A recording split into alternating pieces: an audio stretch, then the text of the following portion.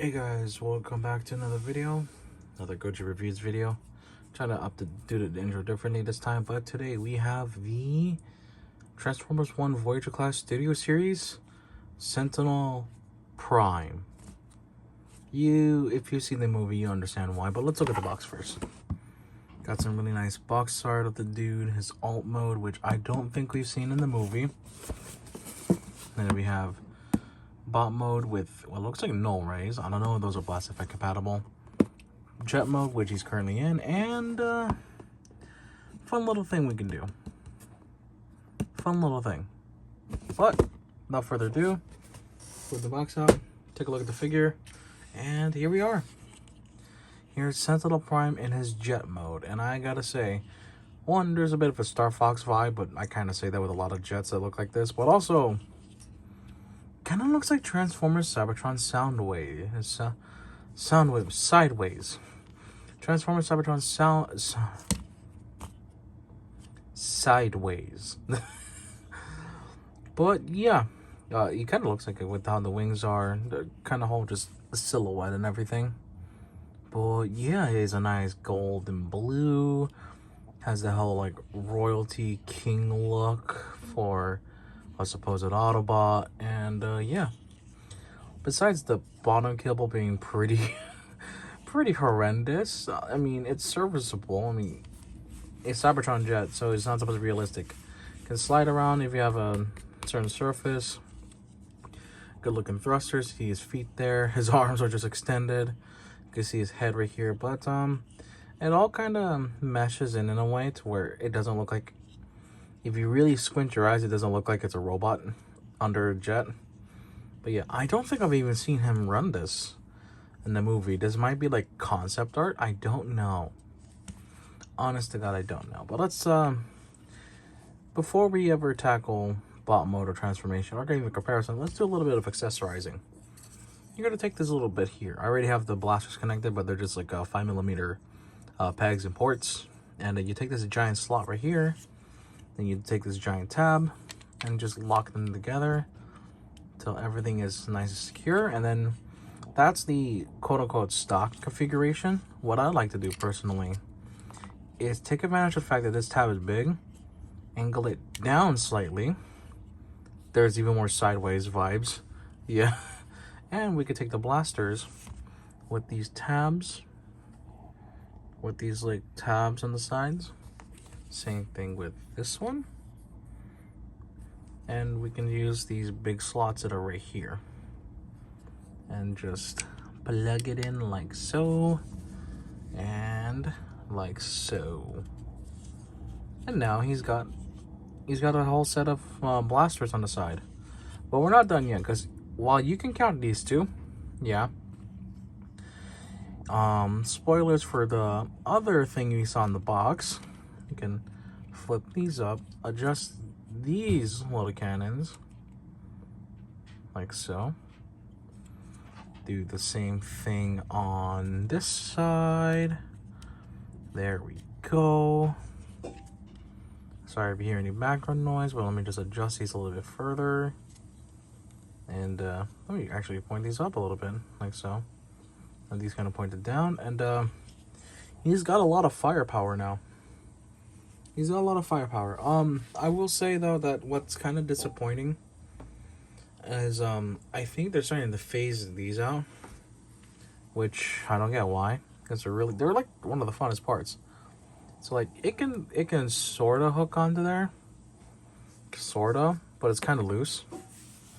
And even the jet thrusters are technically not blast effect compatible, but because of the way these ones are shaped, you can just friction fit them in.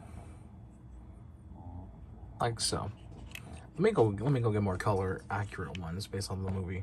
Okay, I also figure while doing this, let me see if the tiny ones are compatible, even slightly. Where's the other guy? There he is. I want to see if these small ones are compatible to an extent.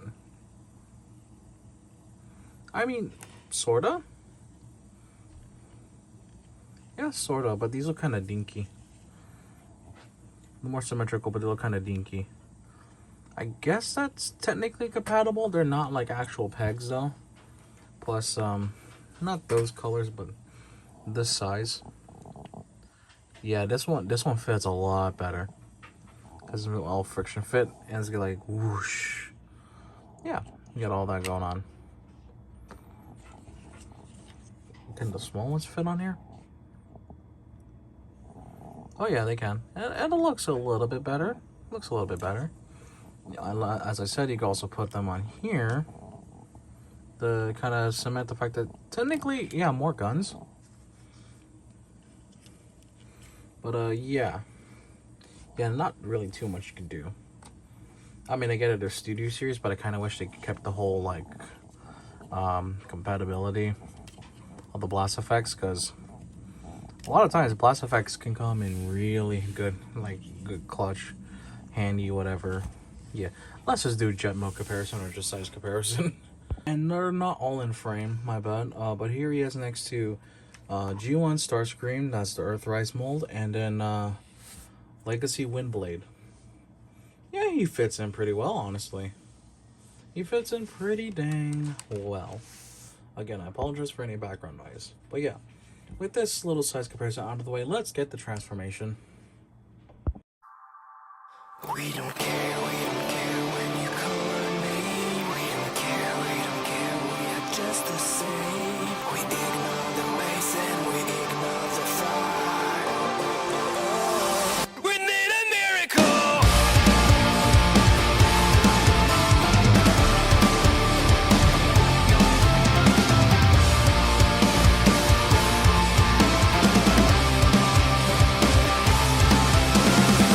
Watch over there, it disappears. We lose it all and shed no tears. Behind the progress, behind our walls, we had it all and we want more. It's just a dream that turns into nightmare. The future is ours, we run out of time. Just a dream that turns into nightmare. We don't care when you got a name. We don't care, we are just the same. We ignore the waves and we ignore the fight. We need a miracle.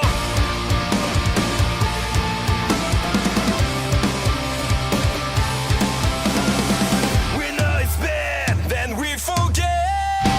It's not a problem, it's not our fault. We know it's crazy, how all is said. It's not a story, we have to change. It's just a dream that turns into nightmare. The future is ours, we run out of time. It's just a dream that turns into nightmare. The future is now, what's been done so far. Leave a silent word. We don't care. And here we got Sentinel Prime in his bot mode, and yeah, I think this is concept art because I'm pretty sure the wings were a lot smaller and not of this design. I'm not entirely sure, but yeah, no, he looks pretty damn good in his bot mode. Looks like he'd be pretty much what you remember from the movie, minus some minor differences. Get the face sculpt, very detailed, captures his, mostly stoic expression, but he's got a lot going on. I will say that the shoulder joints on my copy are pretty loose. I think they're ball joints, actually. I don't know, but this one is pretty loose, but it's not like annoying loose, at least. But yeah, the gold stands out more now, and they're being part of his backpack. Yeah, I've heard that this is just a common issue with how the shoulders work for the transformation to everything to do everything and English. But yeah, let's start with a little bit of articulation. The head is not on a ball joint, surprisingly enough, but that's because of a gimmick we'll explore later. Shoulders, although a bit loose, can go 360. They can go out that far.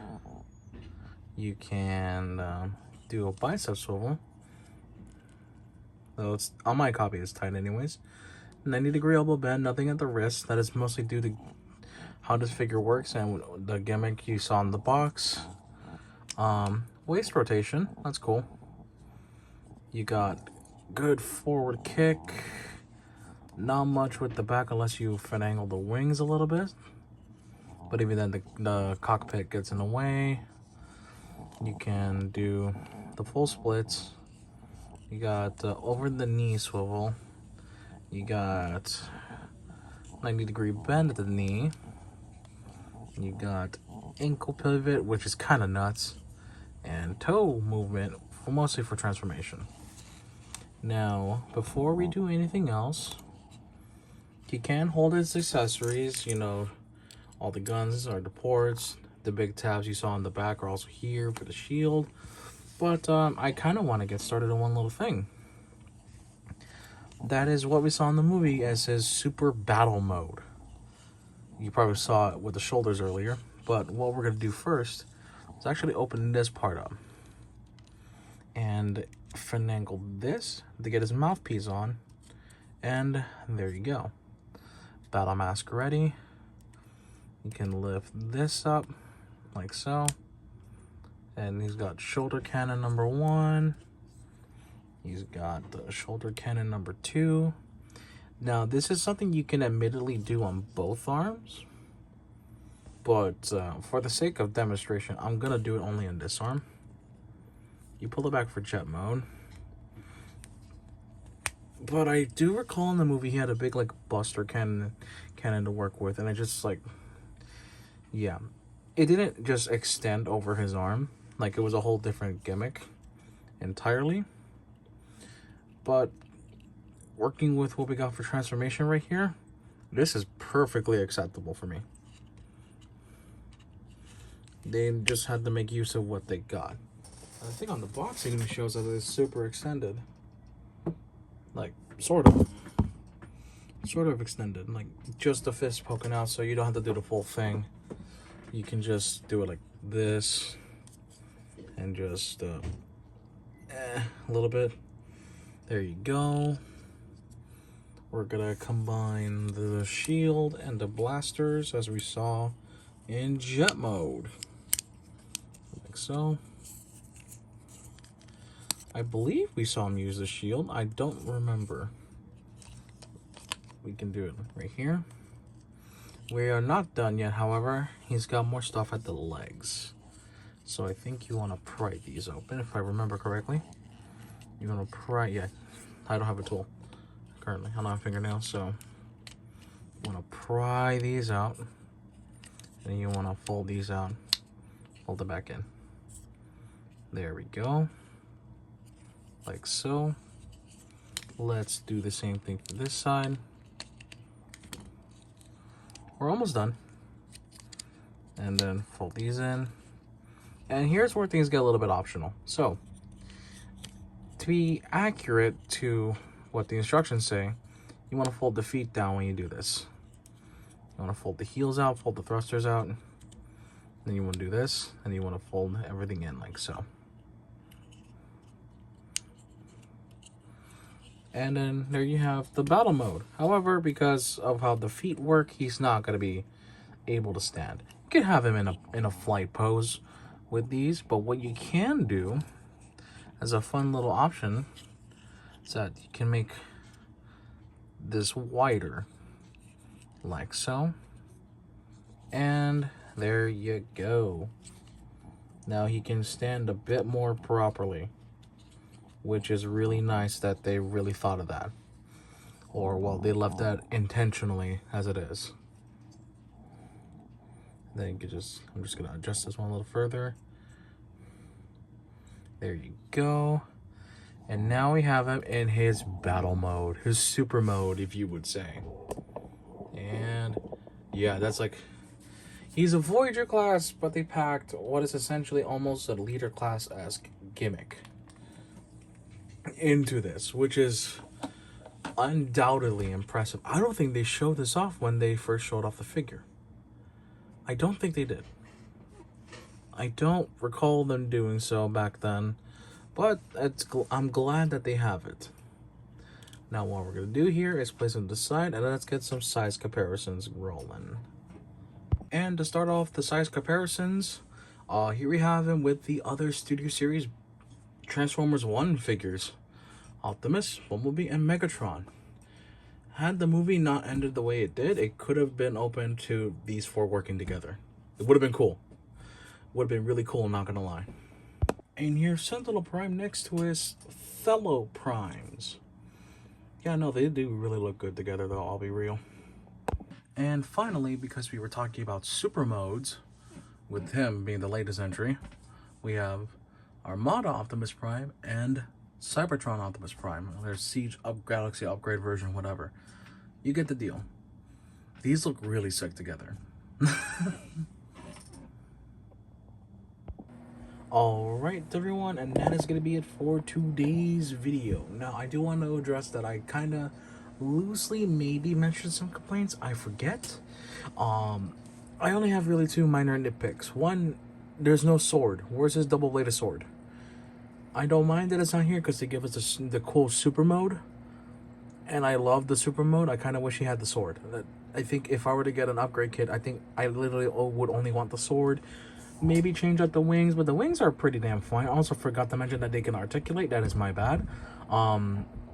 Another complaint that I've seen a lot of is that these bits where the chest are, they're connected via arm, and because of the weight and just everything it has to do, along with the shoulder joints being on the looser side, that's been a complaint that it's not stable enough. I've experienced that a tiny bit, but I was never frustrated by it.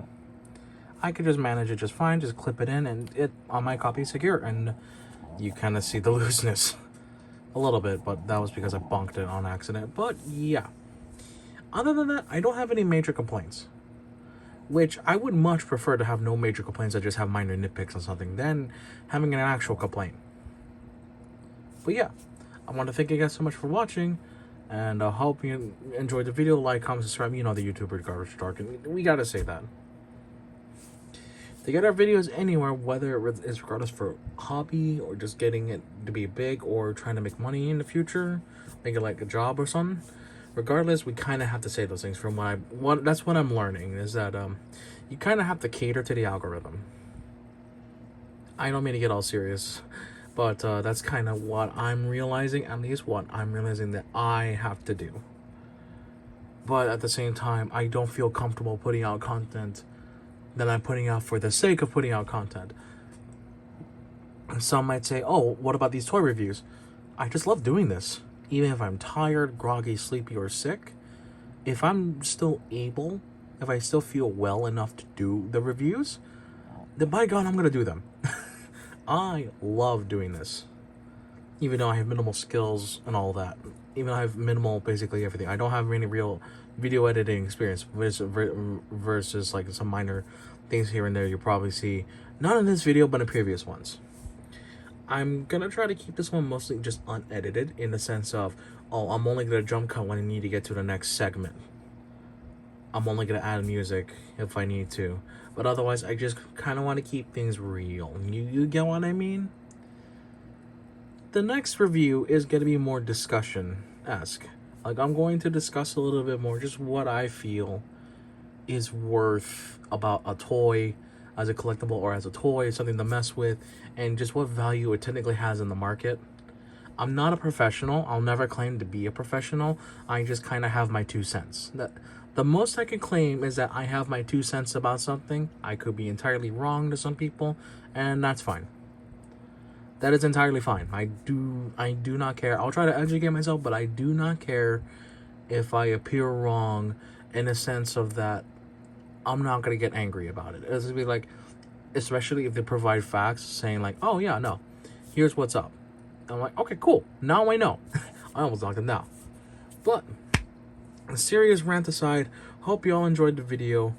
I enjoyed playing with this figure not only when I had him, but also doing the review, doing the transformation. Transformation felt nice. Like, I can't articulate that enough despite the kind of looseness on the chest shoulder area. The tiny bit of looseness is like, the transformation was surprisingly enjoyable. And I've been noticing that with a lot of figures, especially of this year. Like, they're really upping the ante, and I'm all for it. I haven't had a bad experience, even with a figure that's said to be bad. My next review, hold on, let me get the figure. The next review is this guy. He looks dirt cheap. He looks bare bones, all that. So many problems and all that. Axel's kind of goofy, like, okay, sure, from a collector standpoint, maybe, but from the aspect of something to mess with or as a toy, this thing is top tier. I'll articulate more about that in my review of this guy, which will be next week. But yeah, I've been ranting way too long. This is Goji Boy, or not Goji Boy. This is Goji 69 here. I don't do the boy thing anymore. I'm just outro. This is Goji 69. Hope you enjoyed another episode of Goji's Reviews. Finally did the name drop. I think, I don't know if I did it in the beginning, but thank you guys so much for watching. Take care and have a good one. Sayonara.